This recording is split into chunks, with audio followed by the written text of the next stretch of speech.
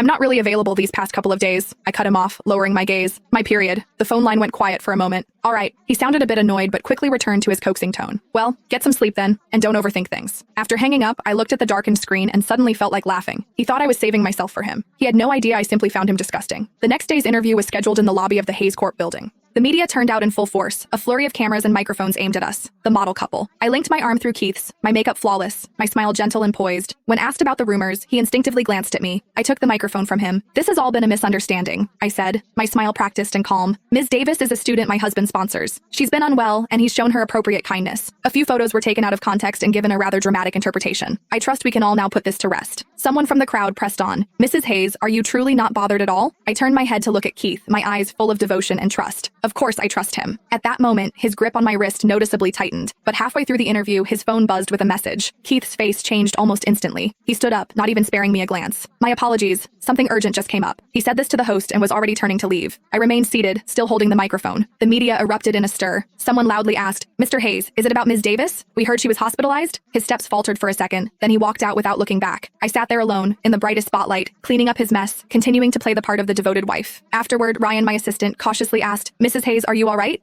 I stood up, straightened my dress, and smiled. I'm perfectly fine. And I truly was. Because I knew he had just pushed me one step closer to the finish line. That night, he didn't come home. He only sent me a message. Her fever's really high. I'm at the hospital. You go to sleep first. I replied with a single word. Okay. Then I thought for a moment and sent another message. My mom isn't feeling too well. I need to go back to my parents' place tomorrow for about a month. Want me to come with you? It's nothing serious. I can handle it. Okay. I sent the message, set my phone aside with a quiet exhale, and turned my attention to the newly arrived report on my desk. Its conclusion was stark. Incubation period complete. The virus is now transmissible. The next morning, I packed my bags and left the mansion. As the car drove out of the tree-lined driveway, I glanced in the rearview mirror at the house I'd lived in for 4 years. The morning mist hadn't lifted yet, and a dull gray light enveloped the entire garden. The garden was filled with red roses. He'd had them flown in from France years ago, simply because I'd once said I liked them. The golden boy of the city's elite social scene, a true scion of wealth, had spent months planting those 999 roses with me, by hand. Back then, to achieve maximum aesthetic appeal, he'd even stayed up late for 9 nights, revising the rose layout himself. I used to tease him. You're such a perfectionist, even worse than me. He'd bent down and kissed my forehead. That's because this is our home. Our home. I looked away, leaned back into the seat and closed my eyes. Now, his parade of mistresses never ended, and I was the only one left tending to the roses. Our home had become their hotel. I didn't go to my parents' place. Instead, I went directly to a private retreat in the suburbs. The doctor was already waiting for me. According to current data, you show no signs of infection, he said, flipping through reports. But for absolute safety, it's best if you avoid close contact with anyone for the next month. I understand. I nodded. As for Mr. Hayes, he paused, not finishing his sentence. Just keep observing him. I finished for him. Any results? Let me know immediately. I moved into a small house at the very back of the retreat. My daily life was simple and routine. Follow-ups, medication, reading, walks. It felt like patiently waiting for a countdown. On the 7th night,